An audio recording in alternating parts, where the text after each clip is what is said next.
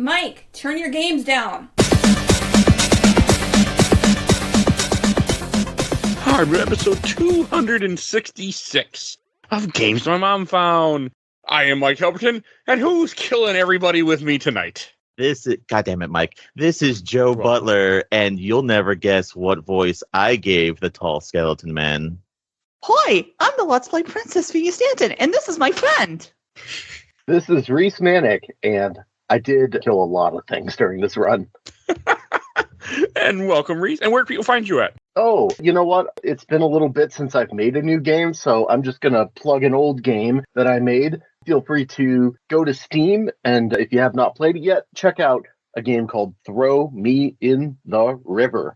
And it's like $3 or something like that. And it's $3. like a weird old hour-long visual novel about road tripping through Canada in the 50s. So feel free to give it a shot. I can attest, it is an extremely good game, and you should give it a shot. I agree, too. I can't remember if he gave me a code or not, to state that I cannot remember. I can't remember if I bought it or if he gave me a code, but I do want to state that since But a whole episode about it, too, where I played it and talked with him about it, so go check that out, too. A long time ago, back when I used to do interviews. I forget what that, I just have no interest. I can do interviews, but it's not me, not what this show is. So we are here to talk about a game that I have been excited, unfortunately, to play for years. Never got around to it. We were talking about Undertale, developed and published by Toby Fox. Came out in 2015. And the reason I never played it, because originally it only came out for PC, and I wasn't a PC gamer in 2015. And by the time it came to consoles, I never got around to it. And I did this past week, 2 weeks ago. To be fair, the PC requirements, I'm pretty sure you can play this thing on a potato. So, I just wasn't a PC gamer. Yeah. I didn't have a PC actually for a while. The PC I had died at one point. Also, probably when you put coins inside the box does not help the situation. Why were you putting coins inside? I didn't say I was putting coins in the box. Now here, who was putting coins inside? My 4-year-old was putting coins inside the computer box. That's what I assumed. Yes. It was. I think he was 4 at the time, 4 or 5. Yeah, he was little, 3, and they were later on. I'm like, why is this thing? Yeah, he'd find little coins and put them inside, and yeah, it died eventually. And then I didn't go back to PC gaming until I bought a laptop with the intent to play WoW, which lasted for a month. I'm sorry. Me too. A girlfriend at the time convinced me that we should play WoW together. Did not happen very long, but that's a whole nother story. And then, I just somehow always skip this game, but it's always been in my log. Like I should play this someday. And now you have. Yeah, unfortunately, I have. Yes. There it is. So, and Phoebe, what is your history with this game? I probably bought this within the first year that it had come out, and I had already known a little bit about Toby Fox thanks to a webcomic that he gave a couple musical tracks to. Yes, a webcomic and nothing more. Yeah, not a lifetime experience that is still technically going on. Not something that is the basis of my current 10-year relationship. What is this comic you guys are talking about? I'm stuck. I will tell you later because we're not getting into it right now. That's fine. I won't ask then. Okay, and Joe, what is your history with Undertale? The same thing as Phoebe. I heard about this, and obviously you hear things about this comic about, like Phoebe said, it's the music and everything is made by a person that was made that comic. And I also didn't know whenever it came out that it was also a Kickstarter as well, which I may or may not have paid money for. I mean, if I had known about it, I probably would have, but it's pretty much the same thing. Okay. And Reis? Yeah, so I am coming from a different angle, which is that I knew basically nothing about Homestuck. Still know basically nothing about Homestuck, other than the fact that Toby Fox did some music for it. I heard about it just as being a part of the indie game community and hearing like, oh, this game's made by like one person and people really, really like it. Knew that it was made in a simpler game engine. I'm trying to remember what is it. Is this RPG Maker or is it Game Maker? I can't remember. I think it's RPG Maker. Okay, all right, that makes sense. So yeah, like I knew it was made in like kind of a heavily modified version of RPG Maker where he like redid a lot of the systems, and I knew that everyone was like, the music is amazing. Yeah, I mean I agree with that. What was the other thing I wanted to touch on? I'm trying to remember. I'm already like blanking. I knew that at the time it came out, a lot of people compared it to like Earthbound, and I am a big fan of Earthbound, so that immediately got my attention. and we can kind of talk about like how it differs from Earthbound because it's definitely a very different game. But yeah, that was kind of my introduction to it. Okay. For the record, I'm not a fan of Earthbound either. Sam. So, So now that we've talked about the fact that there's a big love for the music here, did you play this with or without the music on? I want you to guess, Phoebe. You did not have any audio on. Not often. Nope. Okay, that wiffle ball bat is slowly evolving into A metal one? a squeaky toy hammer. Oh no, it's a metal one over here. I just didn't, you know me, I don't care. I mean, this is not my thing. Music is not my thing a lot of times, unless it's from a particular era. Like when I played Xenogears later this year, I can guarantee you the sound will never be muted, but this was not something that Mike experienced when he was younger, so yeah. Mike, I am being filled with so much determination right now.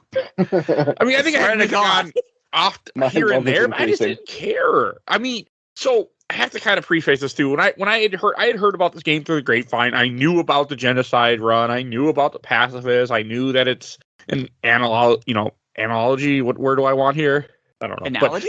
I'm not sure what I'm not sure what my a brain metaphor or whatever. metaphor. Yeah, it was. I knew that there was a like there you were going to be criticized if you decide to kill everybody and be called a murderer. Like I knew stuff like that, but I did not know that this game is not an RPG like what you think it is. Like I had thought for the longest time, oh, yep, it's just an RPG. That's what I'm getting myself into. And the shock and surprise on my face when I played through this game and find out it is nothing like what I expected plays part of the problem, in my opinion. So I will also back Mike up in that for a very specific reason, unbeknownst to him. So this game is, like I mentioned a little bit earlier, this game originally is a Kickstarter. You can go look it up. Obviously, whenever Toby Fox announced this game was coming out, it's one of those things where the game met its like how much it was supposed to make in like a day and a half because everyone was excited. The trailer and the Kickstarter very much advertise this game as a friendship simulator. It is not advertised as an RPG. It is not advertised as anything else except as a friendship simulator.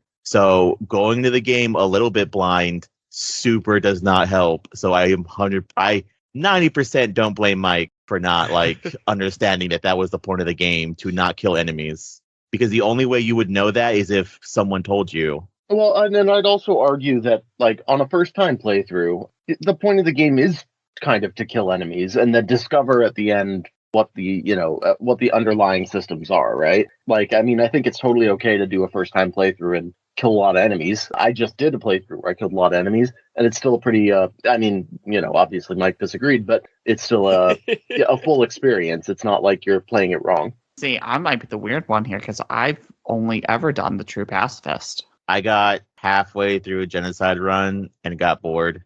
Well, I think you're supposed to. Most of my knowledge now about this game comes from a 45-minute YouTube video I watched last night and today, which made this game make a whole lot more sense. And I went, oh, I missed that. So, yeah. I mean, there's just so much to this game. Like, I can understand why people like it now. So for me, there's a couple things I have to state. One, I don't like any RPG where you only see your combatant and you don't see yourself, like Dragon Quest, Earthbound. I mean, I learned to like Dragon Quest. I mean, I want to see my avatar in a fight. It's just, I mean, I think it's because Final Fantasy is one of my first games that I ever played, so I stick with that. But, so that was another thing. And then when I found out this game had like a shoot 'em up type defense style, I was like, I don't like this. I also do not like shoot 'em ups. I do not like bullet hells. I do not like any of those type of games. And the fact that you have to do a lot of dodging to survive made me go, this is not what I wanted. Phoebe, do you think you'll like Deltarune more? I'm not sure because I haven't played it myself, but I've Is it seen even out? the first 2 chapters are. Yeah. I looked on Steam and it said coming soon. So it's supposed to be 7 chapters, but he's been slowly releasing them. Yeah, it's only partially out. I also have not touched Deltarune out of just not wanting to play it until it's done. It does look like it's a full RPG, though. Like, it's a 3-party system. You actually control all 3 people. You're deciding actions. You can do spells and heal, all sorts of different things. Yeah, I'll never play it, probably. So You play the first episode, see if you like it, and then be like, oh, okay. I play Undertale. I think that's good enough, right? No. No. So a couple That's other like things. saying Parasite Eve 1 and 2 are the same game, and they're absolutely not. There's a second one, Phoebe? I don't remember that. Oh my god, I'm gonna fucking hit you. I'm safe. You'd have to travel through all of Nebraska or wherever you are in Nebraska and through Iowa to get to me. I'm safe. So I'll buy a bike. I don't care. you'd have a lot of country roads to probably ride through, wouldn't you, though, from Nebraska through Iowa to get to Minnesota before you see pavement? I almost walked home like last week, and that would have been a 9-hour walk. I don't care. Come fight me. When you said walk home, I was like, you're going to walk to Boston? But I'm like, yeah, that wouldn't be 9 hours. That'd be like days and weeks. So, but, okay. I would also still do that. I know a guy who biked from New York to San Francisco almost the whole way. He did when he got to like, for some reason, he had no interest in biking through North Dakota, Montana, and all those states, and he took a train. It's weird how he didn't want to just ride through those states. That's possible. Gee. Don't understand. And we do have listeners in some of those states, so I'm sorry, but not a lot. For some reason, I think some of my antics that I go on to every so often when I go on rants don't appeal to certain people in some states, I've noticed. So. Oh, gee, I wonder why. Yeah, I don't know. I try to be better, but if it's on topic, I go there. If it's not on top of what we're talking about, I try not to. But if something hits their political, I go political. But all right, that's not what we're here for. No, so it's like Undertale. It's interesting. Like I was interested, so I went through this game completely blind. I wasn't reading a guide. I only used a guide to see like how many areas were there, so I could kind of keep track of how much game I needed to get through on a daily basis, so I could beat the game within a week. And so that was it. I didn't read anything, and I killed everybody but Papyrus. So, okay, why did you save Papyrus? Because the option was there, and I felt bad for Sand to kill his brother. So I tried it, and I was in a good state where it wasn't going to kill me if it didn't work out. Where in a lot of the fights, I was barely getting by. When you got to that final hit, I didn't have the turn just to waste. You were just getting murdered. And I wanted to kill some of them. I wanted to kill Undying. You fucker been chasing me down, throwing spears at me. You deserve to die. Does it let you do the Papyrus date if you killed Sans? I didn't kill Sans. You can kill Sans? Oh, sorry. Actually, no, sorry. Did you date Papyrus? I guess is more what I was getting at. No, I did not. Okay. I was going to say, you don't even know if you can kill Sans or not. Well, I saw you fight him in a final fight, depending on what you do with the run or something. But yeah, you have to kill a certain amount of enemies within each area, and I think it actually keeps track, because at a certain point, no enemies will spawn anymore. Yeah, because you kill everybody. Yeah, there's I've done it. It's absolutely a pain in the ass, which is why it's a thing of you're not supposed to be doing it. The way I saw it is you basically walk into a corner and you kind of spam back and forth to get enemies. But the game will tell you after a certain amount of time, let's say they'll go 3 left and 2 left and 1. And I think even whenever you come into contact with enemies, it'll change from like an exclamation point to a smiley face. And then eventually, once you kill all the enemies, you'll know it because no music will play. And I think you'll even encounter enemies and it'll be there's no one here. And then you'll just continue walking on. It's something. Yeah, you have to very specifically go out of your way. Yeah, it was. I mean, I was just playing through it normally and just fighting everybody that came up. Neutral. I tried to do the talking a couple times, and then it felt like you had to get them down to low health, then try talking to them. Again, I didn't look up any guides. I didn't know any information on how the game actually worked. The game doesn't explain it to you. And I was like, this is just stupid. I'm just going to kill you. And that's what I did to the goat mother that made Phoebe very upset when I told her. Yes. Oh my God. You know, if you get like low health, like her attacks stop hitting you, right? No, of course not. I mean, I'm looking at an RPG. I didn't know anything. I know now because the YouTube video told me so, but I went into this game completely blind because I wanted to have that experience. There's a lot of people that talk highly about this game. I've heard about this game for years. I think you played it right for what it's worth. Yes, but then I'm not Even going if you back. didn't enjoy it. Yeah, that's I fair. think you But killed Goat Mom, and there's no forgiving you. That's fine, too. Actually, you'd be surprised how many people do kill Toriel on their first run and then play I'm sadly aware of that just because the fan gamer plushie of Toriel, you can cut her open and she has another plush inside of her that is a monster soul. Oh my God, really? Yes. You can pull a white heart out of her like she's a fucking Build-A-Bear. You don't pull anything out of... Well, I guess you can pull stuff out of Build-A-Bears, but... I have a bunch of Pokemon Build-A-Bears around me. By the way. Well, I mean that's the only way to get them. I mean they're high quality Build-A-Bears. Yes, they are. Me and my wife were trying to collect them all at one point. We gave up though. When 2020 hit, that's when we couldn't get some of them because of COVID and everything. We gave up and they kept going. The order them devastation of the pandemic. Yes, I had to give up on my Pokemon. Oh, Destroyed so many lives and Pokemon. They're re-releasing them, so it's okay. Nah, I moved on, so it's okay. Okay. So when did the Digimon Build-A-Bear start? Digimon, digital monster, digital champion. Every time. So I don't know. I played it like an RPG, so I was just killing everybody. It wasn't until like really later on I was like there was one point, the second area, you fight a bunch of dog people, and I killed all the dogs. And it wasn't. I didn't realize it until I was watching a video where the guy's at a bar and all the dogs are there. I'm like, oh, they weren't there in mine. Mike, you can pet the dogs. God damn it! Holy shit! But they had weapons. Okay, you can. Yeah, some of those weapons have dog faces on them. They were just wanted to fight more me. dogs. They wanted to fight. There's literally an option where you can pet the dog and his neck gets longer and you can mercy him. But if you keep petting his head, the head goes all over the screen. Yeah, It's like I saw that. It's like a 3-hour boss fight. I don't got time for that. I don't know. I was turned off by the art style. I was turned off by the dialogue. I was turned off by everything in this game. This is not the worst game that I played on the show where, like, for my experience wise, but this is up there. So What? Oh, wow. didn't I know. enjoy it. I was bored. I was like, this is stupid. Now all I picture is just Undertale with a small child with Mike's head going, I'm bored. Is the game gonna happen? I don't know. It was just, I mean, I like RPGs and I like different type of games. I played so many different types of games and I'm open to it.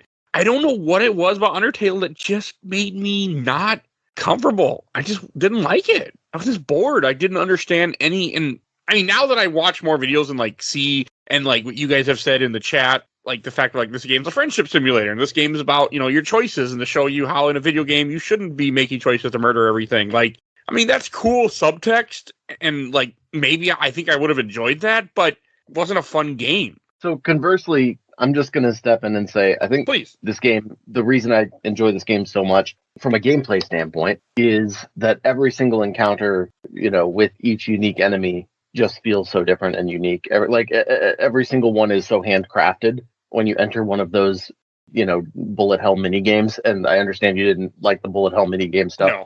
which, yeah, like I get it. That's going to hurt. But, outside of like what you do or don't like, it's like every single one of them is different and unique and doing new stuff. So it is a game that constantly surprises me and I just love how it's like always showing new sides to like what it can do with those bullet hell mechanics. So I enjoy playing it a lot. I do understand the visual, criticism. It's a very simple looking game. Like I totally get that. I will say playing it muted is doing it a disservice. No, I agree. I'm going to go ahead and say Undertale has some of the best chiptune music in any video game ever made. You are not the only person that's told me that. I don't know why I couldn't get into it. I just wasn't. Yeah. I mean, there's another reason that I'm not going to say. So, but have you listened to Toby Fox's Pokemon music, by the way? Because it rips. It's really, really good. Definitely give it a listen. I'm so weird about music. I really no. I am. I don't even listen to much music anymore. Like I really don't even listen to Taylor Swift when and I don't listen to anything. Every so often I'll get an itch to play a song that I know and I'll play it and then that's it. Like a couple days ago I got something about That's What the Man Said in my head and all of a sudden I had to go listen to That's What the Man Said. Like it just little things will trigger it. Yeah, I don't know. I'm just strange about music. So I've heard the good things about the music, and I wish I could appreciate it more for that, but I just can't. I mean, it is impressive that this game is made by mostly one guy, right? Toby Fox? Yeah. Yeah, it's basically all made by him. That's impressive. I mean, I will give him that. I mean, very impressive. And the fact that how much stuff is in this game, my only complaint is how much stuff you don't see if you don't realize it. And I would have rather had more options in the game telling me like, hey, go play it again, or I don't know. I wanted more tutorial than I want more hand holding than what the game gave me. And that's a personal issue of mine with games. Was Toriel not holding your hand enough? No, she wasn't. Hey, she trapped me and wouldn't let me leave, so she was murdered. She was making sure that you were strong enough to survive the trials ahead. I made sure I was with her dead body. I killed the hell out of her too this playthrough, so don't feel bad. I killed the dogs too. Because that's what my gamer brain RPG told me. I need the experience. So I have to fight you. I did do mercy to one animal or something, one random battle, and I'm like, I don't get any experience for this? Screw this. We got to kill. You needed the love. Yeah. Levels of violence. I mean, okay, that was humorous. That was cool. But that's what I went to. Is like, I need experience. I need to level up. Like, I can't imagine this game only having 20 HP and trying to go through this game. The armor definitely helps with that. There's some armors that you can get later on that actually heal you automatically every other turn. I did not find any of that. Or they make healing weapons, or sorry, not healing weapons, healing items do extra. Yeah, mechanically, I would say the 3 playthroughs are fairly impressively different that way. Mm-hmm. And it's really interesting because what you're actually finding is the remains of the last children who came down. We have not really talked about the plot all that much. I mean, the plot is you fell into the monster world somehow, right? There's a weird headcanon that people believe that you are a child who is trying to commit suicide. I mean, there's a high possibility that Chara was also one of those, or was just psychotic. It's just so strange. Like, well, the idea, what you see is you fall into the underworld, you run into the Turiel in this beginning open area, who's a goat mom, who I murdered, and then you're taught to, or the idea is that you then are trying to get out of the underworld, but to get out, you have to go confront the king. And that's the main plot of this game. Yeah, and you try to make friendships along the way, and you find out some secret little details about the world, like why the monsters are trapped underground. Yeah, there's so much more to this game than what I realized. Like, it wasn't until the video that I watched last night and this morning that really the game made sense. I'm like, oh, okay, I missed a whole nother playthrough, a whole different ending, a true final boss fight. And I'm just like, part of me's a little bummed that I didn't see it. Then that part of me went, no, I have to play the game again and it'd be harder. No, thank you. We're good. Game then got not getting reinstalled.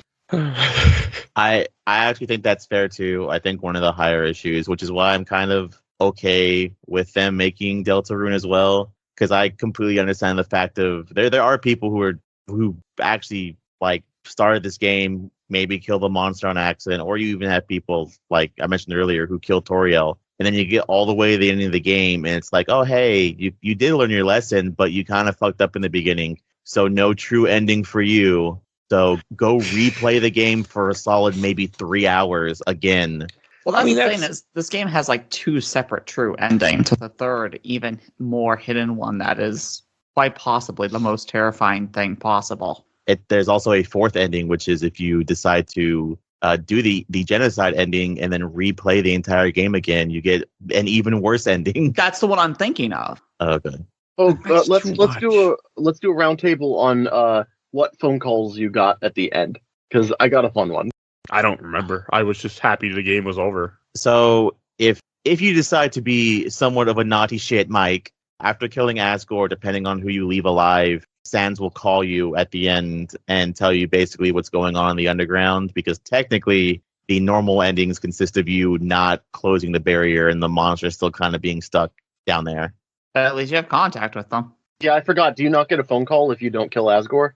I know at the very least for the majority of the boss fight with Asgore, you have to bring him down to 0 health, but afterwards you can mercy and kill him, huh? Right. So I know on mercy you can get the phone calls. I'm not sure about kill. Oh, okay. Okay, got it. I have no idea. I can't remember. This was 2 weeks ago. So the ending I got was that I had killed Undyne. So I got a phone call from Alphys that was just like, Mettaton is like taken over the world. It's like Mettaton is ruling our lives now, and there's nothing we can do about it, which was extremely entertaining because it was just like, yeah, we tried to pass power to Undyne, but we can't find them, so it's Mettaton world now. I think I had Papyrus call me and asking about why Undyne won't return his phone calls. Yeah, that probably happened, yeah. Huh. And I'm assuming you killed Asgore. Of course. So you're going to get phone calls no matter which route you go, I guess. I had to kill Asgore. He was the king of evil. So, okay, hold on. You watched a video that's like 45 minutes long that explains a lot of stuff. Yes. What exactly did it go in depth into? It went in depth pretty much everything, I feel, but it talked about the different endings. It talked about, like, the whole idea of this game is to have you recognize the evil. It talked about the 7 different souls of children that had come here before, about how Asgore lost his children in the war, and that's why he's like this, and everybody's trapped here because he can't let go of what happened and the humans did to him. Does it talk about Metaton? Like who The Metaton robot? actually is?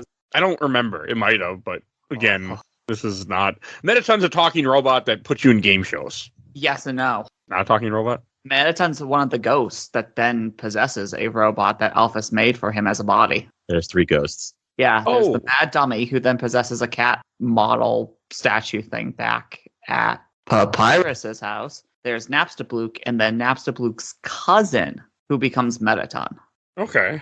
All right, I got nothing. Did you enjoy the Final Fantasy reference, Mike? Okay, that I did, and the music was on for that part. So, yes, I did enjoy that it was the opera, and I caught an FF6. That was fun.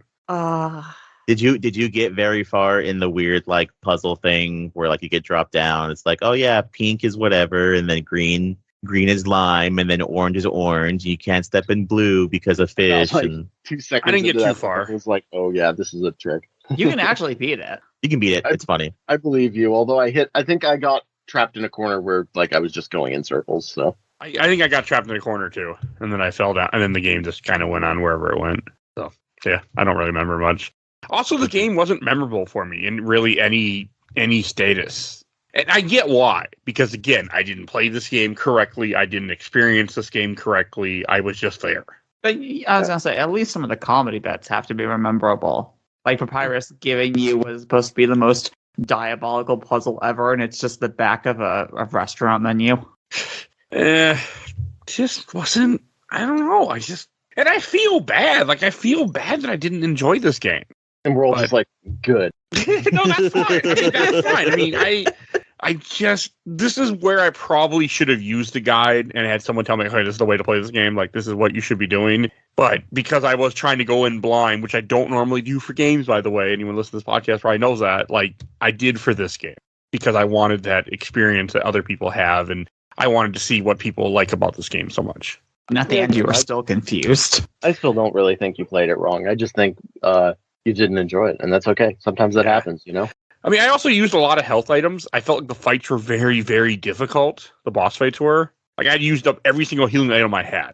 They can be tricky. I also don't like the battle system where you have to line up your little bar in the middle to do more damage. I didn't like that either. Did you catch the, like, dog shit mechanic that gives you kind of unlimited health items by any chance? No. It's a little minor, but like at one point you can get like just a pile of dog shit in your inventory, and you can use the dog shit and it creates more dog shit in your inventory. And occasionally there's like a small chance that it gives you a very good health item. So you can kind of just like spam that over and over again to get like unlimited very good health items. Oh, okay. No, I didn't know that. I mean, It's very silly. I did use health items. Like, I would buy stuff from people that would sell it, but that was it. Is that the dog shit you get from fucking the actual Toby Fox dog? I think so. That's I the only think one so, that yeah. can give you it, I assume. Yeah. There's also which there's a way to redo it, and it's kind of a pain in the ass. Phoebe knows what I'm talking about. Where I'm going to go with this. When you go to Tem Village, they're the only place that'll buy things from you, but it's completely random on how much they'll give you. So you spend like an hour basically going up to the turtle to buy glasses. I think that's the most expensive thing that you can buy. And then you run all the way, you fill your entire inventory, you run all the way back down to Tem Village. Oh, gee. I didn't even know about this. That sounds like a nightmare. Yeah, you run all the way back down to Tem Village, and then you sell it until you can send Temmie to college. And then Temmie leaves and comes back from college, to which they sell Temmie armor, which is the second strongest item in our second strongest armor in the game, next to the final item you get, which is the locket. No, it's stronger than the locket. I think it's one less than the locket, but it also does something else because it's going to do something else. So it's because I had to look this up myself. The Temmie armor does 20 defense, while the locket does 15. Yeah, The Temmie armor also heals you on every turn, and I think it ups how much inventory space you have. But it costs initially 4,000 gold. Every time you die, it goes down. So if you just like keep dying to the same boss, it'll keep decreasing in price until you're able to afford it.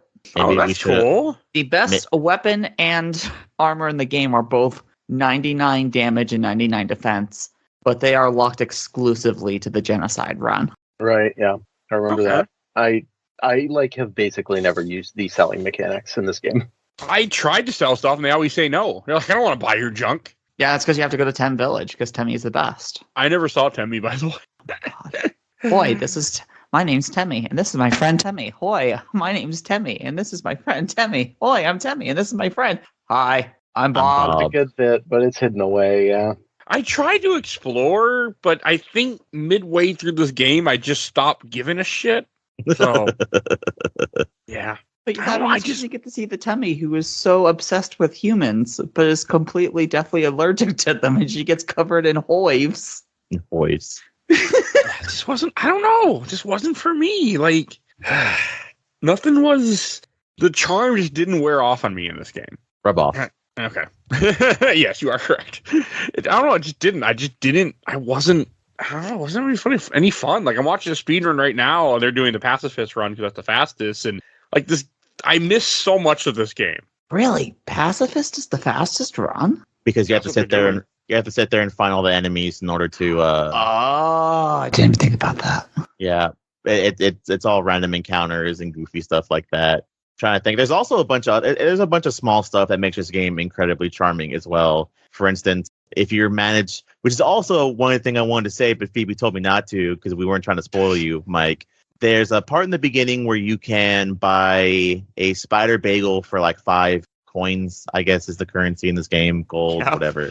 And if you carry it all the way up until the Muppet fight, if you eat it in the first turn, it'll end the boss fight immediately. Yeah, she'll say, "Oh my God, you stole that," but then another spider will come up and just be like, "No, they bought that. That is weird." And then so many little gameplay mechanics in this game that you can miss that just last hours down the line. You can carry the butterscotch pie piece from the beginning to the end when you fight Asgore, and if you eat it, it'll also drop his attack and defense even lower than what it's supposed to be. I didn't know That's that. Cool. I knew about the snowman one, which is the snowman asks you to take a piece of him along the journey, and if you last the entire game without using the snowball and have it in your inventory, one of the last phone calls is Sans calling you saying that you made, or maybe he says it in the hallway when he judges you, but he tells you that you made the snowman very happy. You can also be an absolute bastard and in the genocide run, just keep taking snowman pieces and he will cry to you and tell you, please stop taking pieces of me. You are killing me. Yep, you can take 3 pieces and then he actually just disappears. Oh, that's fucked up. I mean, this game is fucked up. Okay, like, let's not. When I realize, like, how much undercurrent stuff there is and how much, like, just murder and mayhem and everything else that this game is trying to teach you, I'm like, yeah, the game doesn't make me feel bad. Yeah. So, I felt a little bad when I killed Goat Mother. I didn't think Goat Mother earlier, but one of the most scary things is the ending system. This game remembers your save and load. Characters in this universe can save and load with you. Like, Sans pretty much has a save and load mechanic, semi-confirmed. Flowey has it confirmed. If you do a full genocide run, Chara, who was Azrael's adopted sister, completely takes over your body and all hell breaks loose in the underground. If you then restart the game and go for a true pacifist run, you break the barrier. But Chara is still in your body from the genocide run and gets out as well. And then a whole lot worse shit goes down. Reis, did you start, like, did you undo your original save and start a new save, or did you buy this game clean? I bought it clean. I had originally played it on PC when it came out. I played it on PS4 this time, or PS5, but PS4 backwards compatibility. Yeah, I bought a new copy. Yeah, I saw that whenever you can do a full true pacifist run, and then when you go and decide that you want to go genocide or you redo your save, Flowey actually legitimately calls you a bastard for starting a new game. That's also pretty fucked up too. That's great. I really hated Flowey too. I mean, I know you're supposed to, but I hate it. Yeah, that's the whole point. We kind of skipping around. I'm trying to think of other boss fights. Did you like the Metaton boss fight, Mike, in his little area?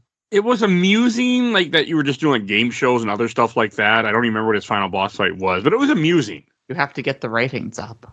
Yeah, that one took all my items too. That's fair. I didn't understand what I was doing other than just attacking. I just depleted his health.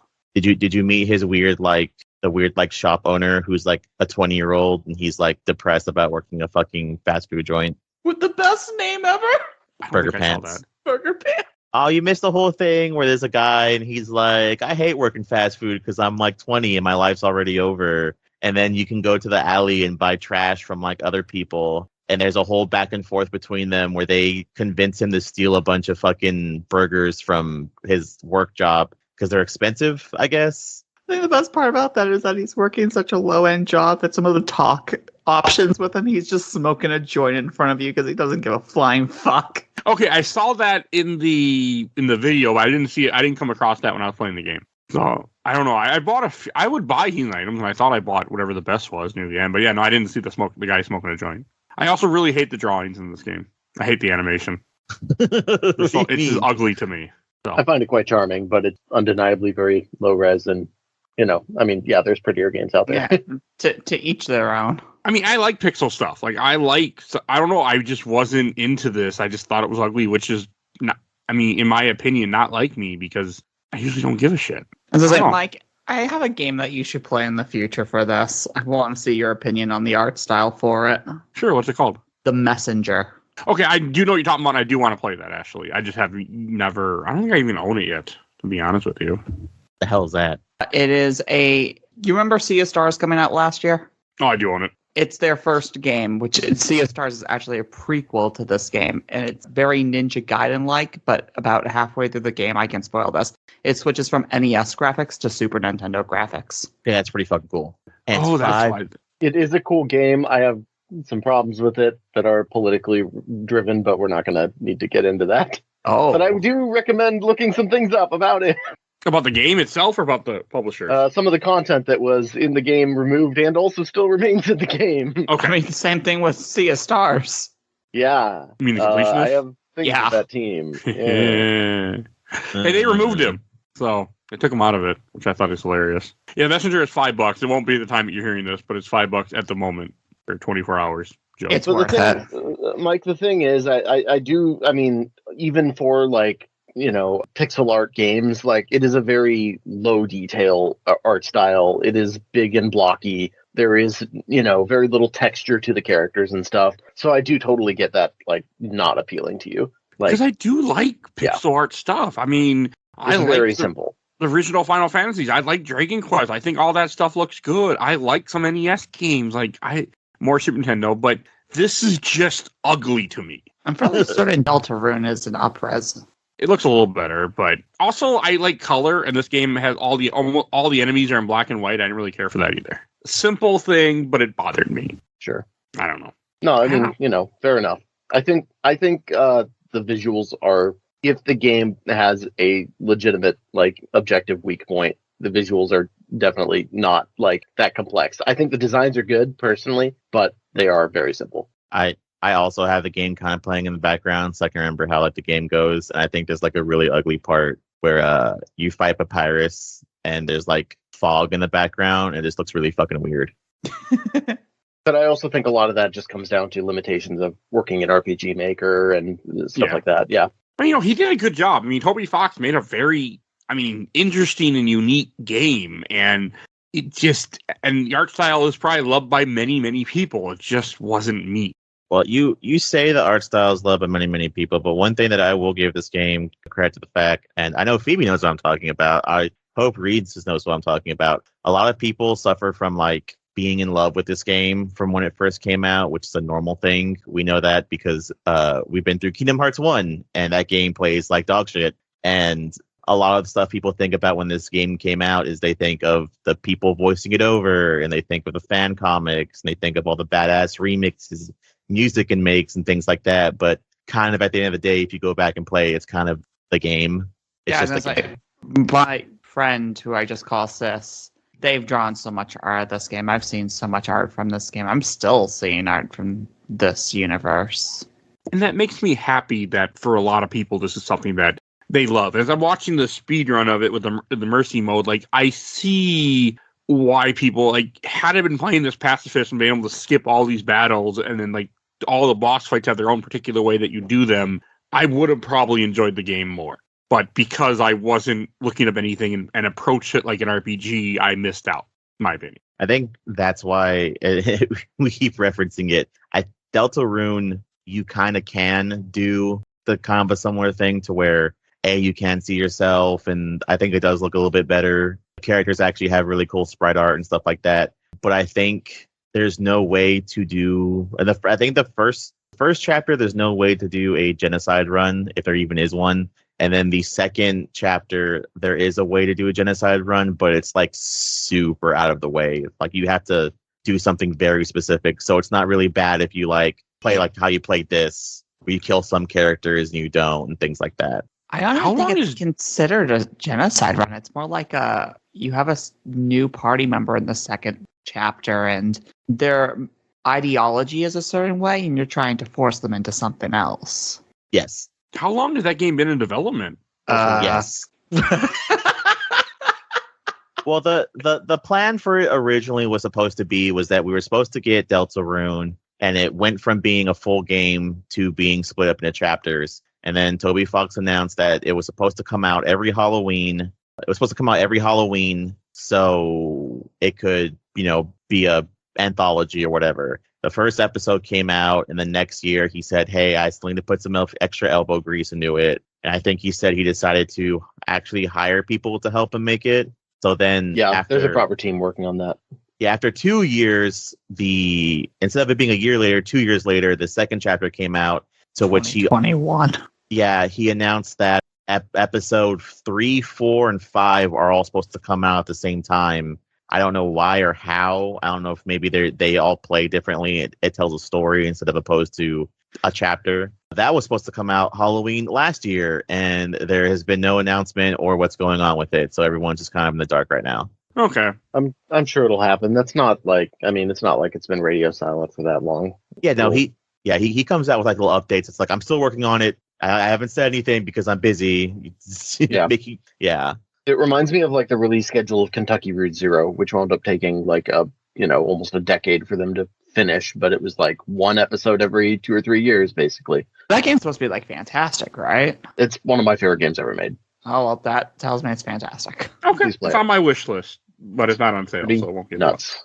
I did want to touch on just like, Mike, I think part of this is also just the cultural context of like when the game released, where it was like, this was a $10 game made by someone who basically nobody had ever heard of. Obviously, the webcomic fans excluding, but, it kind of came out of nowhere. It was a $10 game. There wasn't this level of like, religious hype around the game at the time. So it's like, that also makes such a big difference where you're coming in and it's just like such a loved thing now that has become such a big cultural item. So it's that context also really changes things for you going into it. Yes. No, I 100% agree with you. I know that affected my opinion and experience when it came to this game. That's for sure. No question. Yeah, expectations.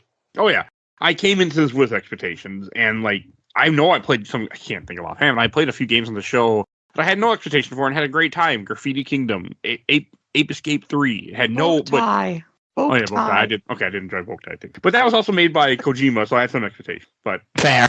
So, but no, I mean, I've gone into game, and that does affect a lot of what you can do. Sometimes what your feeling is, and the fact that I hadn't played this game for all these years, and I remember people just glowing about it. And I remember being bummed that it wasn't on Xbox at the time or anything that I could have played it on. Oh, and now I'm just like, I don't care. I totally forgot. This game also, at least pacifist-wise, up until the final boss, kind of babies you. Because I forgot there's also a really important thing where if you don't die, but if you lose Papyrus 3 times, he's like, you're kind of pathetic. You can go ahead and just go. Like, you're not even worth like keeping around here. Papyrus, that's so mean. Well, he doesn't see you as a threat, so that's what it is. I said such nice things about his spaghetti. I don't even remember what the hell I did. The date sequences are extremely... unlike everybody else. Yeah, the date sequences I'm a little sad that you missed out on, Mike, just because they are very clever and silly and well written and funny. I saw them in the video. Extended sequences. I saw a little bit in the speedrun, but yeah, I missed all of that. Yeah, you missed a very important question where you go on a date with Alphine and she calls you Undyne, or Alphine. You go on a date with Alphine and she calls you Undyne, and then when she leaves, Undyne asks you if anime is real, and you can straight up lie to her and say, yes, anime is real. Anime is real! Yeah, I take issue with the word lie. giant swords, magical girls. They're real, right? Yeah, yes, Yes. Undyne. They Magical are girls, huh, Phoebe? absolutely real. How's that Magic Girl anime, not anime, going, huh, Phoebe? I need to watch that. It went even more places that I'm so happy about. Does it keep going hentai? It went straight full hentai this last episode. And I have some friends in communities, so they're all like, "Oh, this just hit in the right spot." I'm like, "Absolutely, it fucking did." I'm currently watching Revolutionary Girl Utena for the first time, and oh my classic. god, I love it. It's so wonderful. That's a classic. Watch Princess Tutu next. It sounds dumb. It's great. It's one of like my top 10 ever. Noted. I also didn't really care. What the other character that follows you when you're going through Hotland before you go to the castle when you're dealing with the robot. What's the name of that character? The little, which I thought was a guy and then turned out as a female, I think, right? Alphine? Alphine, yeah. Oh, Alphys? For some reason, I There thought we Alphys go. was a guy. I don't know why. That's okay. No, she's best lizard scientist. She annoyed me. But she loves anime. Oh, I find Alpha's very charming, yeah.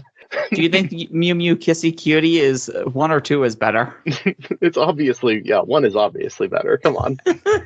Oh, did you get the Easter egg for the ramen too, Mike? I don't think so. Oh, I'm not aware of this one. Yeah, so there's 2 different Easter eggs for the ramen. If you eat the ramen during a boss fight, it takes like 5 minutes to make. So whenever you're in the middle of a boss fight, It's so good. they just stand there awkwardly, and you're like, okay, you gotta take the ramen, you pour the hot water in. Now you gotta wait for the hot water to cook the noodles. The noodles will be ready in just a bit. Oh my god. Just a bit. And then if you're doing the genocide run, I think it implies that you just rip the packet open and then eat the noodles and then pour the fucking the powder in your mouth and eat it like that. Okay. Because you're a like psychopath. It also like fully pauses the boss fight for like a solid 2 minutes straight while you're waiting for the ramen to cook, and then it only heals like 10 HP, which is a very funny end result. I love it. I love this fucking game. Like half your health. Oh, so going on to, which I will now, as much as I hate to admit it, we go into the one thing which Phoebe's gonna know what I'm talking about. The reason why I fully got into this is so that people beat this game in like 24 hours. There's a thing where people pretty much did the main run and the genocide run and then released it on YouTube, and people were freaking out about it because blah, blah, blah, whatever. So I think it's funny that Mike doesn't like, what the hell is it called? Earthbound, because Toby Fox originally made a Earthbound ROM hack. And it's very edgy because you fight Dr. Donuts, and he basically says he's going to rip your head off and shit down your throat and then make you eat the shit from your ass. I don't know. It's really stupid. It's very much something that like a 15-year-old, teenager wrote. Which is when he wrote it, he was a teenager when he made it. That sounds like a Homestuck quote. Yeah, it is, because also he also made the music for that, which is famously known as Megalovania. So Megalovania also goes into the Homestuck comic because it's not just a comic; it's a comic and a story and a soundtrack and a game and videos. And one of the major points of the early chapters is one of the characters kind of goes crazy and kills what is essentially like half of the cast of the comic that the current part's in, and it plays the same Megalovania song, only it's more like fine tuned. And then to which in Undertale, Sans, it's actually even funnier because there's actually a trick, which is also an interesting way to see the game, is that you're not fighting Sans is fighting you, because there is a song in the Undertale soundtrack that is called "This is the music that plays when you fight Sans," and it's a heavy metal like rock song. So Megalovania is not Sans' final boss theme; it is your character's final boss theme, and Sans is fighting you. That's like, man, it gets even crazier when you think that this is actually a sequel to Earthbound and Sans' Ness. We don't talk about that. I don't want to talk about that. We're not talking about it. Maya, did you hear about that? Hear about what? Reese, did you know about that? I did know about it. We're not talking about it. Okay. So anyway, if you go to the back of Sans' house, it says there's a picture of him standing with 3 people, and the game theorist tried to say that Sans is like the reincarnated body of Ness from Earthbound. I thought we weren't going into it. We're gonna leave it at that because it's stupid. It doesn't make any sense. I don't want to talk about it. It got dumber if you want to fully go in. We're not fully going into it. You don't want to talk about the FNAF movie? No, I don't want to talk about the FNAF movie where they named the game theorist Ness because that was the funniest thing he's ever said. What the fuck are you talking about? We're gonna break Mike someday. You ever at least heard of game theory, Mike? No, I don't think so. Okay. Oh wow. I didn't live on the internet as much as I do now at one time. Well, this guy's recent-ish. He's been in the last decade. He's Oh, about to okay. I just retire. looked it up and I saw ugly things and I'm good. So, all right. I'm good. Yeah, I don't need to know anything else. But one of the other things, because this game constantly kept getting updated. There's a what was it? Because I know one of them is what Phoebe talks about. There's a certain boss you can only unlock if you set your computer to a certain time and date. So sorry. Yeah, the character's called So Sorry. You have to it's a secret boss that's made from a Kickstarter person who had their character put in the game. And then the Kissy Mew Mew statue is a Switch exclusive boss because it uses It was super fun. Yeah, it uses Switch stuff to fight it or something, doesn't it? Has your heart cut into two different colors, red and blue, to represent the Joy-Con colors. And so some of the attacks you actually have to split apart. And so you're controlling two different characters pretty much with both analog sticks. It just pretty Okay. much does The Brother is a Tale of Two Sons. That's a good and game. That type of shit. Where you're controlling two characters with one controller. I would love to play that game, except I've already had it ruined for me, so I know what the ending is. Oh, I It's still worth experienced playing. it. It's a neat one. Yeah, it's still worth playing. Yeah, I was gonna say it's pretty good. I will never play his other games. Or just get high and you won't remember. So, do that.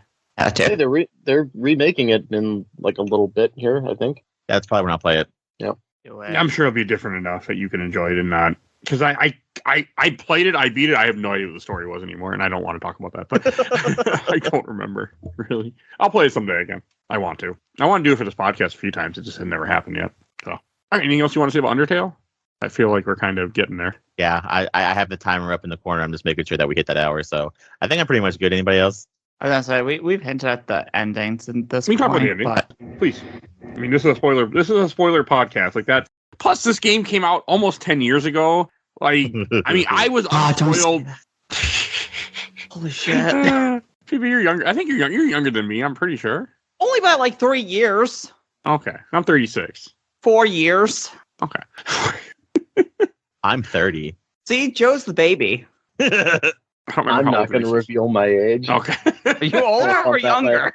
You'll You all sound wonder. younger. You'll never know. I'm gonna look at Facebook, but I don't know if it has it on there. no. Mine does, but I'm also really transparent about a lot of things that I probably shouldn't be. But hey, Same. I'm gonna like message you all my age after this recording. turns out he's Oh, 100. But He's it's more fun. he's if the 304. And he listeners- Yeah, didn't the want to put that on the listeners show. can't figure it out, and He's that's actually a fun and exciting. 3,000-year-old lowly. He's an immortal. He wants to live forever. Just gotta behead him now. Thank you. You know that I have not a regret me, but I'm always upset that a Highlander game never came out. I will always be upset about that. Why? There's like 2 good pieces of Highlander media. There's a movie and an animated movie. I'd play a good If you are going to Highlander game. beseech the name of that show with Adrian Paul, I tried watching the show. I probably have to skip a little bit of it. Like I've heard the pilot is the bad part, so I'll skip ahead. you don't need to But skip listen, anything. the That source- show is a The source was awful. okay. The source only good if you've seen the show. If you told me that a crappy Highlander game came out on PS2, I would be like buying a copy right now.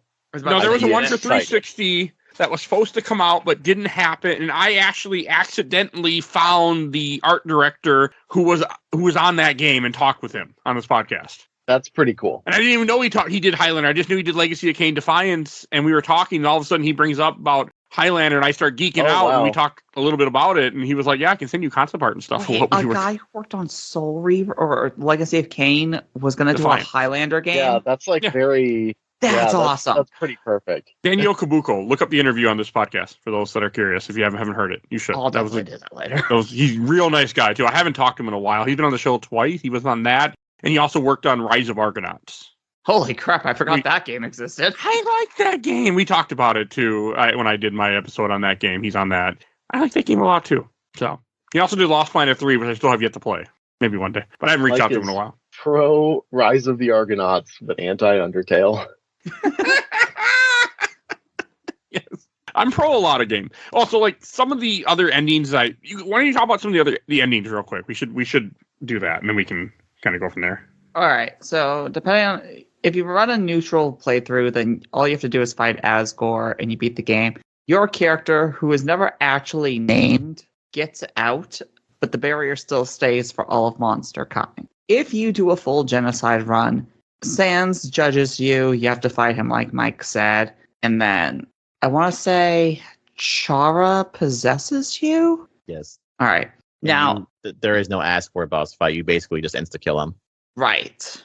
Now the fun thing is if you did a genocide run but you didn't do true pacifist, you're not really going to know who Chara is. That information is never really given to you unless you go to the True Lab, which is pretty much the final dungeon of the true pacifist run. You reload your save from the neutral run, you finish up some side stuff, you have a date with Alphys, and then you go into her secret lab where you find out that back in the day, Toriel and Asgore had a kid named Azrael. Haha, it's just their names fused together.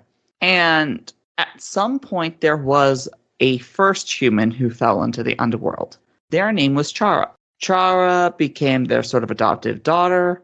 They raised her or him. Chara's never really given a gender either. It's very specificized that they go by they, them. Right. So they get raised alongside Azrael. And they're always talking about these flowers. And Azrael's talking about how he wants to help Chara, and a plan is concocted in which I want to say Chara's the one that eats the flowers and gets sick. Yes. All right. And whether or not that was always the plan, because Chara may or may not have just always been a psychopath or not, is up to debate. But we know that Azrael was powerful enough to get through the barrier, but didn't break the barrier. It was going to lay Chara down alongside all of these flowers. Well, the villagers from Chara's village see, a monster holding Chara's body, freak out, and kill Azrael. Azrael in his final steps gets back to the underworld. In which case, Toriel and Asgore kind of have a little bit of a divorce going on, and Alphys gets this brilliant idea of, well, humans have this thing called determination, which we see throughout the different save points, that it fills you with determination, and starts doing experiments to bring monsters back to life, because human souls can last for an extremely long time, if not indefinitely, outside of a physical body. If the body dies, the soul still stays.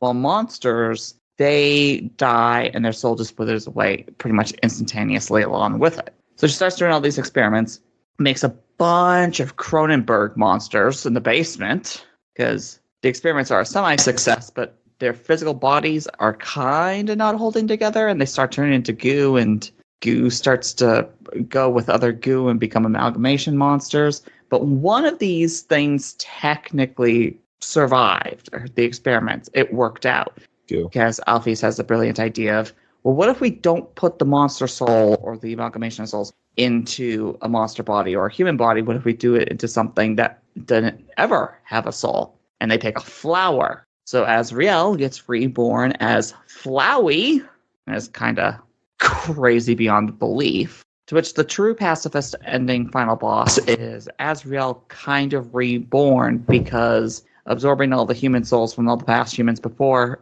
your main character and absorbing all of the souls of the monsters who are in the underworld brings him back to his senses for a little bit.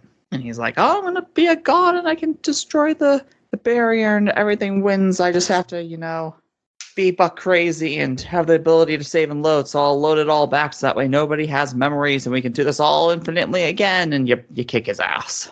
Okay. So, Phoebe, thank you for that explanation. While you were explaining that, I did some reading on Rise of the Argonauts, and this game looks very fun. I purchased it on Steam. I'm putting it on my Steam Deck. I cannot wait to play it. Thank you for the recommendation, Mike. It is repetitious, but I had fun with it. And if you like Greek mythology and you like stuff like that, I think it's a really cool game. So, I mean, I liked it even before I knew the guy that worked on it. I was just like, I had picked it up in one of those random cheap-ass sales for X360, probably a Gamefly. I got it somewhere cheap, played through it. I'm like, this is fun. And then when I met the guy, I was like, hey, I was excited to talk with someone who worked on the game. So, no, it gets a lot of hate because it is a little repetitious, but it's a 360 action game. You beat the shit out of things, you level up, you get cool conversations with people you can talk with, and Yeah, this is fun. I think this is a cool game. It's not that long either, so. I did realize there's one final thing to bring up about that true pacifist ending that I guess would be like Sure, please. the sad final note to this. Because you break the barrier, everybody gets out. Even the amalgamation monsters that are kind of immortal at this point and gooey get out. And the credits hint that they're going to be living with their old families. So now the families know what happened to the bodies and their kids. But Flowey is just kind of stuck in the underworld by himself from now on. Whether or not he remembers enough to remember that he became Azrael again and feels bad about everything, he's just down there forever, alone. You can't save everybody, even in the true pacifist run. Yeah, That's cool. yeah, but you get like kind of the what's it called? Like you kind of get like a whole thing with him. I think just during the genocide run, whenever you're going through the castle and he's talking to you about how like he technically does have the ability to save as well, and he's kind of done everything and killed everyone, and he's kind of gotten bored with it. So it's kind of his own fault. Yeah, that is true. You know, he could have been spending like the whole time trying to find a way to escape or like free himself, and he kind of did, which was like, you know, harboring 7 human souls, but at the end of the day, it's not going to work out. And in that final fight, like the game surprised me when I beat Asgore, and all of a sudden I had to fight Flowey, and the graphics changed. Oh, Yeah, Photoshop Flowey, so good. I didn't think I was gonna beat the game because I died like 3 times to it, and I'm like right after another. I'm like, this is how am I supposed to? I can't do a shoot 'em up, and I got really upset. And then I realized the game just said, no, it's fine. We'll just let you get through anyway. Yeah, that was the whole point. You, as a human, have the ability to save and load, and you're filled with so much determination that his ability to save and load can't overpower you. Yeah, that part's a little scripted. Like you're supposed to get like killed like 2 or 3 times before the game actually lets you do anything. Okay, so that wasn't all right. No, you're fine. You can also I didn't like it though. you can also still die to what is it? You can still die to his like normally, and then thankfully I know it's I'm trying to think of the words where it's not made to actually completely like fuck you over. So like it has checkpoints in it. Yeah, it has checkpoints. So like whenever you have to survive to get each heart to come out, and I think just to basically have it like come out and save you. If you die after that, after you die in that segment, it won't.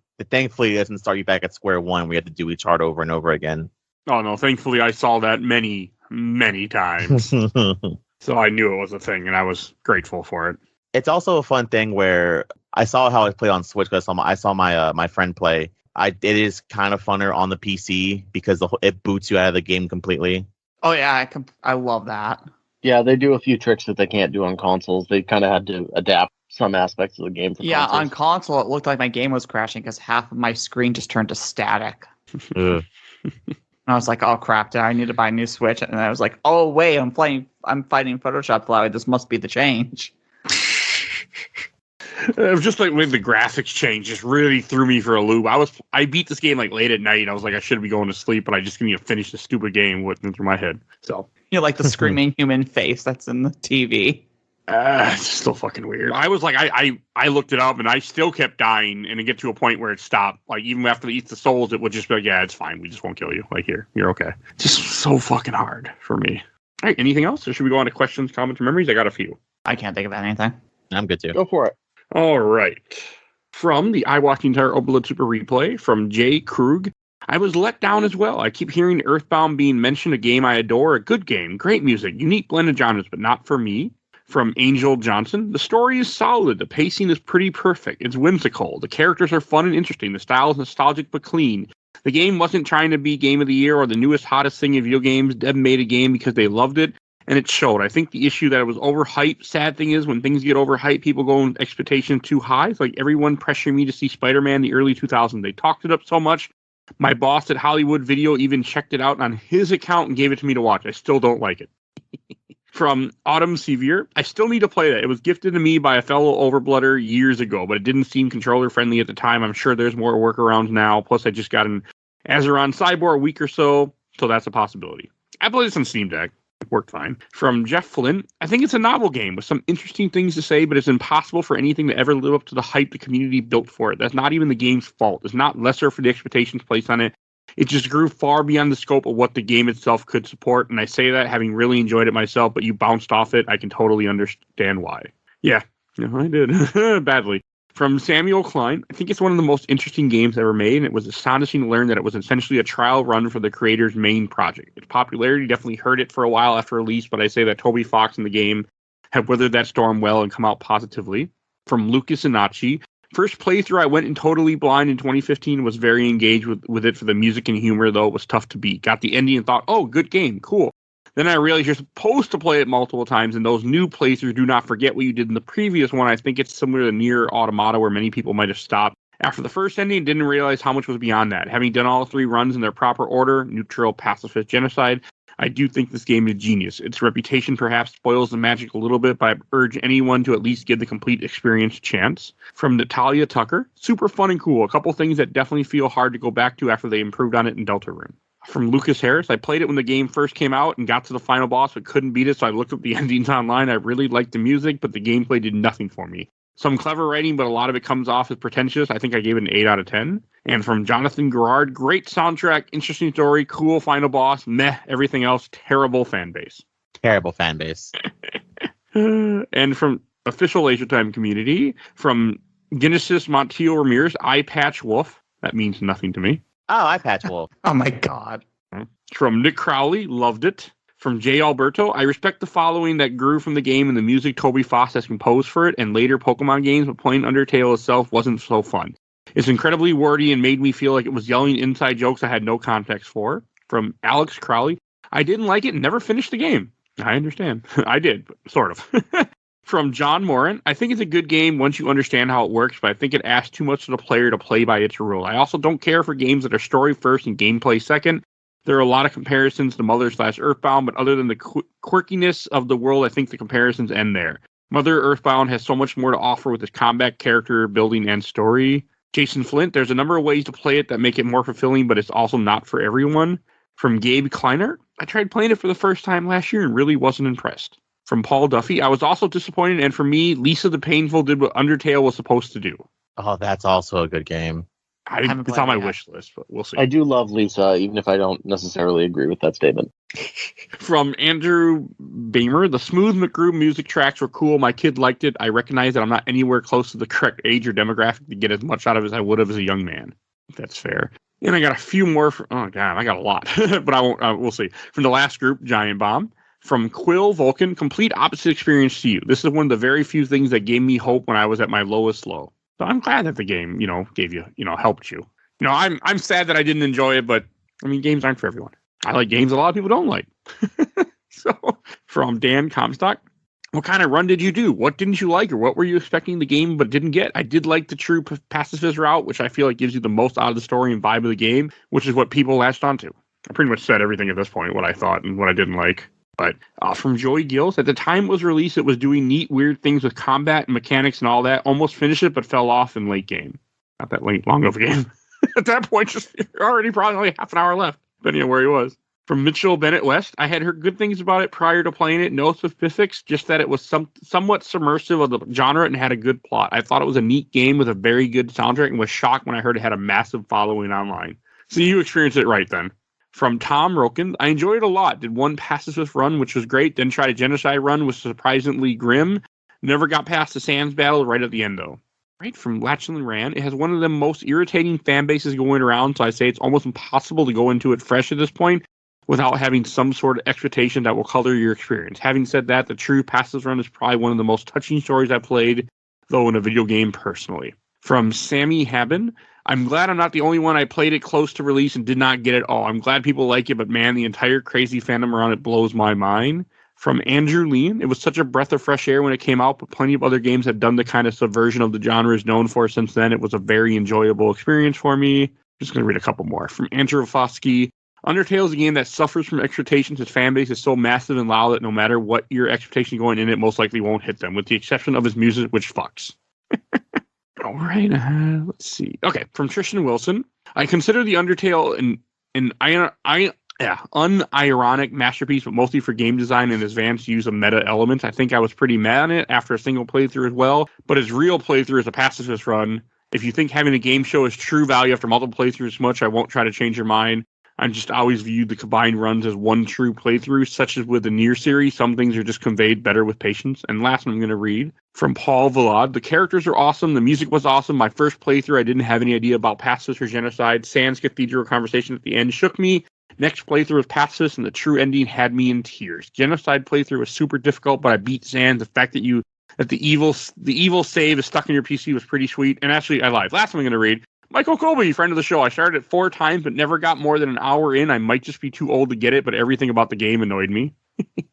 And this time, I'm not going to forget this. We also have a couple comments in Discord, so join our Discord if you don't want to join these Facebook groups, and you can also comment on the show. And we have from Dominic, friend of the show. How would you rate your experience? Would you call it one of your least favorite games you played for the show? I don't recall you being this negative in a minute. You thought the Nightmare Before Christmas game was okay. I can't remember. I was thinking about this. I know Resident Evil 2 Remake, but that was mostly because I was scared out of my mind playing that game in a dark basement in a house I just bought. I can't really remember.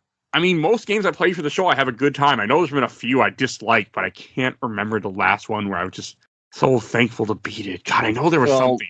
Shadow of the Hedgehog. Okay. I forgot about that garbage. I like Shadow of the Hedgehog. God damn it, Mike. Have you played it I do too.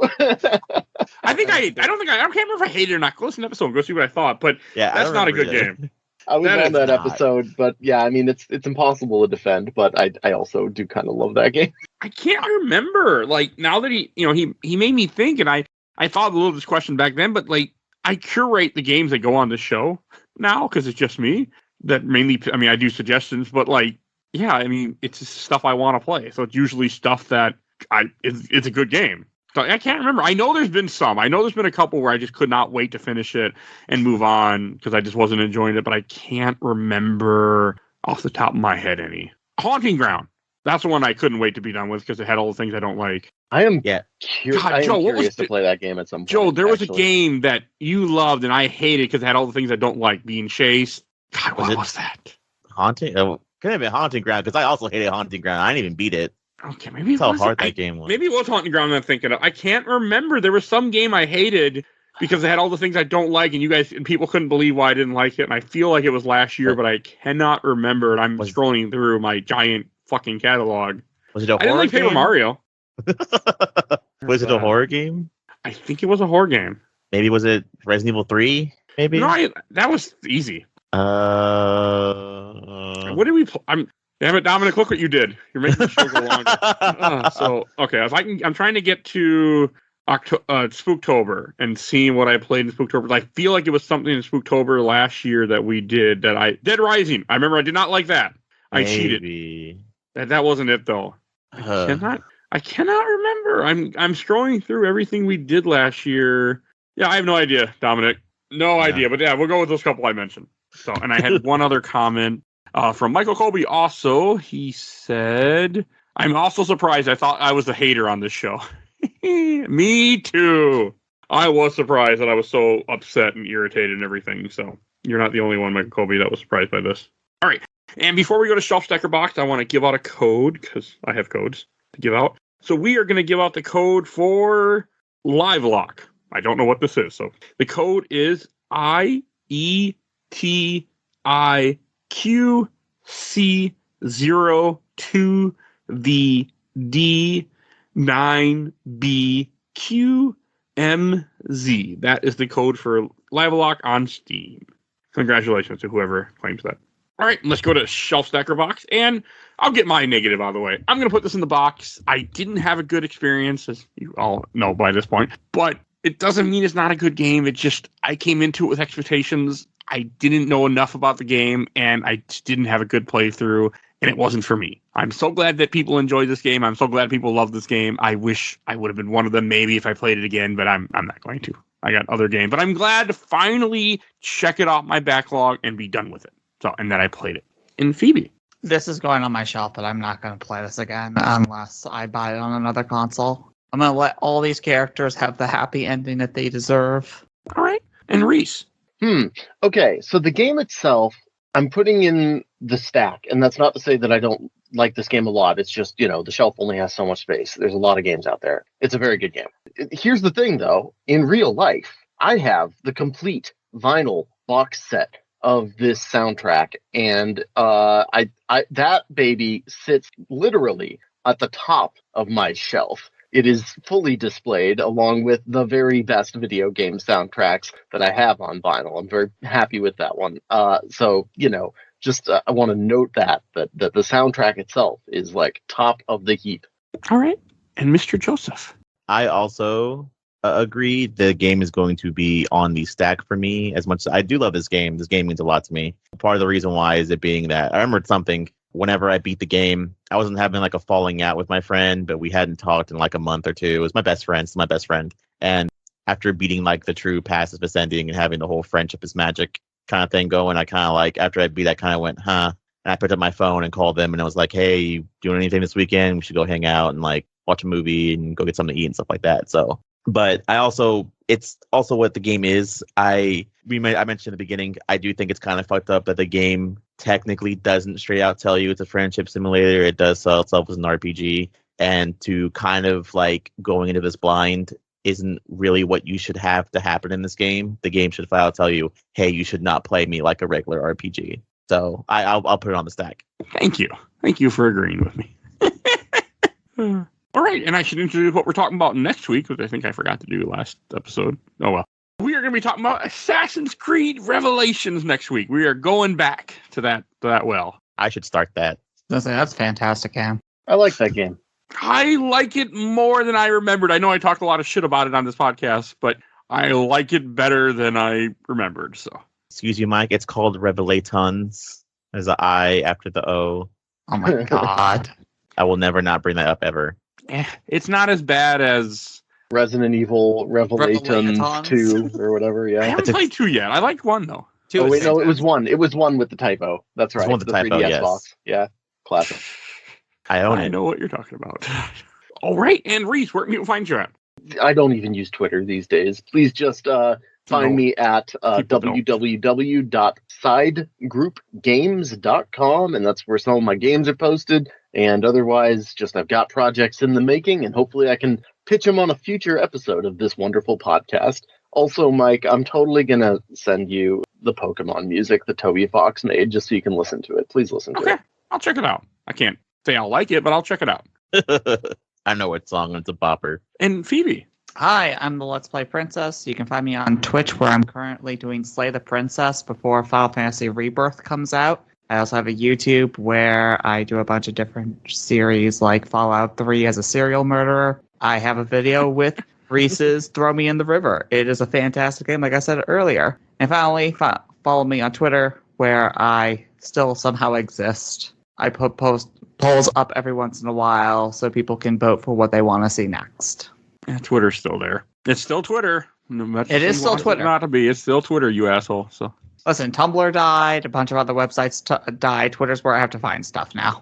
I don't like Twitter anymore. I mean, I don't even like. I get follows all the time, but it's just porn bots. I'm like, okay, that's nice. You can follow me. I'll get more followers. I don't really care anymore about Twitter. It's just, yeah. And if you want to support the show, we do have a Patreon. First little dollar you can vote in our Patreon polls. We usually have 1 poll a month. This month is 2. 2 polls, bitch. I made that joke in a while. So, but there are 2 polls, so yeah, vote. I mean, I try to put things you get to affect the show. You get to change something that will be on the show. So it doesn't, you should feel good about that. And you help me out. So, please do that. And want to give a shout out, and please join our Discord, as I mentioned before. We need more people. Join our Discord. I'm always happy to see people join and talk with.